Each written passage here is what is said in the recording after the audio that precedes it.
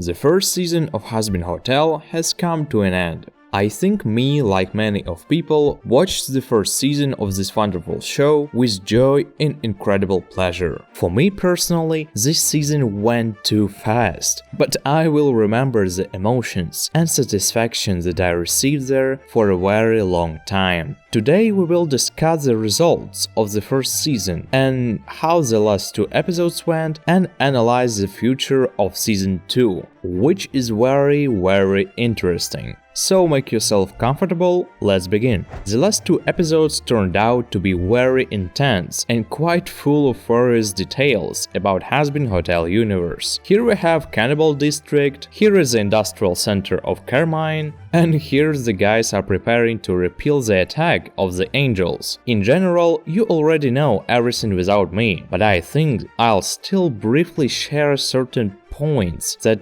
personally intrigued me and made my impression really high. Well, first of all, I want to say that Cannibal Town turned out to be a very interesting location with many inhabitants, and it is clear that this area is one of the most important parts of Pentagram City, which gives Rosie quite a significant force, and Rosie herself seemed like an interesting lady, and even creepy in some moments. I think that this makes her so close to Alistair. In another storyline, Waggy visited Carmilla to find out how to defeat the angels, and here I liked next moment. How graceful and strong Carmilla's fighting style is. Her movements were incredibly good. But the most interesting thing was the revelation of what kind of weapon she possesses and how she was able to cut down the angel. Her boots or shoes, who knows what it is, have blades that were melted down from the holy metal, which makes Carmilla herself and her fighting style incredibly dangerous for both demons and angels. Quite an interesting moment. Further, we saw the battle between the angels and inhabitants of Pride Ring,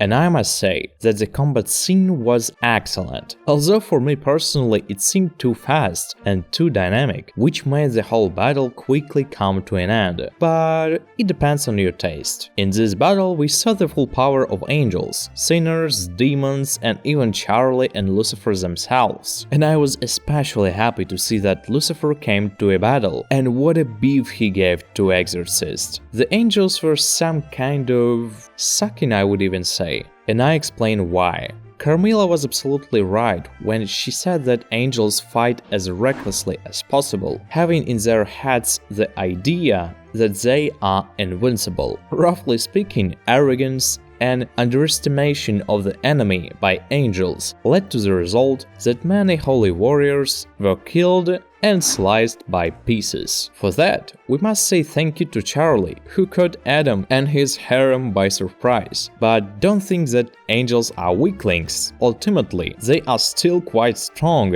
and have very good physical capabilities, even if their fighting style is sloppy. But Adam turned out to be a very strong dude, whom knocking out turned out to be an impossible task even for Alistair and Charlie. As I previously told in my video about the Army of Heaven, Adam used the most interesting ability, known as energy of lightning throwing at enemies, which led to the death of Sir Pentious, unfortunately. But not for a long time. Physical strength, the ability to open portals and create weapons out of nothing made Adam the most powerful combat unit. Even though he fought like a savage and so clumsy, he really had a lot of power. But in comparison with Seraphim Lucifer, he certainly doesn't that strong. Lucy gave a good performance, and his part of the fight was short, but I was glad to see him side by side with Charlie. Of course, it remained a mystery to me why sinners could kill angels with the help of simple machine guns, grenades or swords, which seems to contradict the rule of how to kill them, but we will leave it that for another video. Ultimately, even despite the number and power of the angels, Charlie, Lucifer and sinners were able to repel them, killing quite a lot of exorcists and Adam himself, whose face we even managed to see due to the fact that Lucifer broke his mask. Honestly, I wasn't entirely sure whether it was the mask or his face. But now we are convinced of it. But we didn't have a time to look carefully to his lovely face, since this pearl was quickly stabbed in the back by Nifty, like a real rat.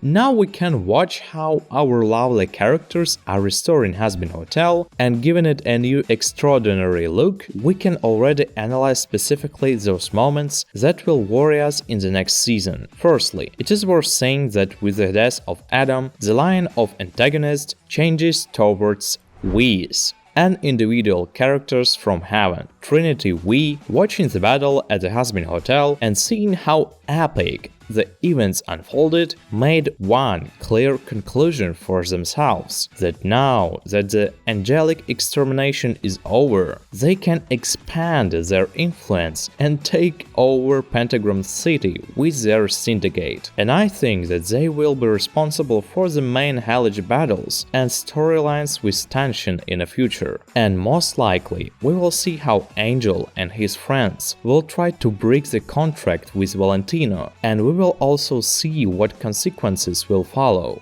Further, what is important, Cherry Bomb and Lucifer will be more involved in the plot, gaining more and more importance in the narrative. In addition to this, other guests of the hotel will appear soon, like Baxter and Arachnis that we've seen in this scene. And now we come to the most intriguing and interesting part. As you remember, in episode 8 we found Charlie's mother, Lilith. And I clearly did not expect this appearance and plot twist. And personally, I still don't fully understand why this happened and why Lilith made a deal with heaven in order to stay in this lovely kingdom. But we know one thing for sure. Charlie and Lucifer will personally have to face Lilith, and she will try to destroy her daughter's dreams, which will probably be the main test for the Princess of Hell and the entire Hazbin Hotel. But as for Alistair, it's not entirely clear.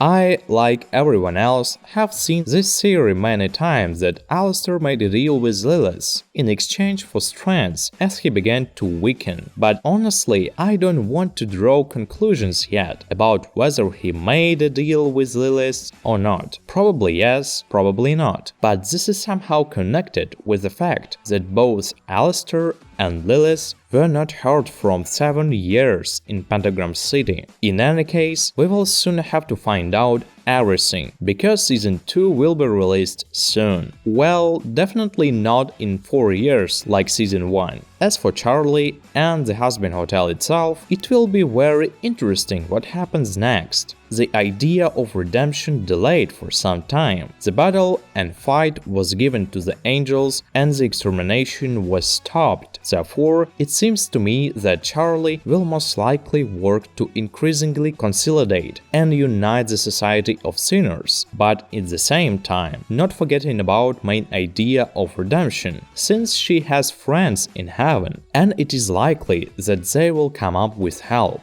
But this is the story of season 2. And I give the first season 10 backflipping rubber ducks out of 10. Yes, my opinion probably is not reasonable enough, but that is why this universe is so cool, isn't it? The show we've been waiting for 4 years is here. The characters we love have received the story arcs and resolution, and the world of the series is expanding more and more, becoming surrounded by mysteries. For me personally, this is great. And I am incredibly delighted that we have fully begun our journey together through the beautiful universe of the Hazbin Hotel. I love this show as much as you do. But on this note, our video comes to an end. Thank you everybody who watched this video and the entire first season of the Hazbin Hotel to the end. Don't forget to subscribe and smash like. Goodbye.